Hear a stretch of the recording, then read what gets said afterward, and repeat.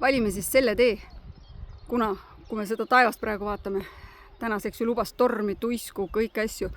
Ma ei tea, kas me jõuame selle 1 tunni ja 40 minutiga alla sinna Kuznitsisse. Proovime. Seda vihma küll ei tahaks selliste radade peal nagu eriti tunda saada. Paneme leekima. Ma saan vahepeal püksi, ma arvan, ilmselt tahaks pissile minna. Aga siin ei ole mitte kuskil vett, mitte kuskil. Ja põõsasse siin ei tohi minna, sellepärast, et see on looduskaitsealune park ja see on rangelt keelatud. Nii et hoiame endid. Näed, kus lähevad seal usinad käijad.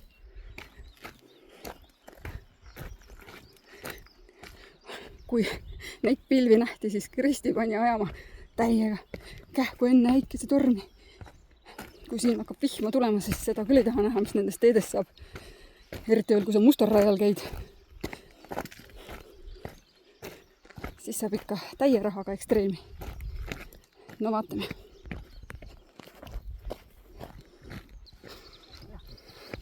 Kristi seisma ei jäägi.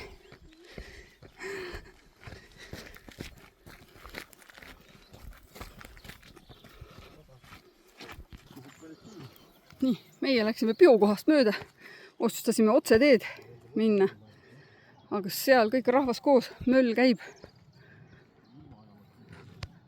See oli see kollase raja lõpp-punkt, kus me arvasime, et me ei lähe. Aga taevas ründab meid.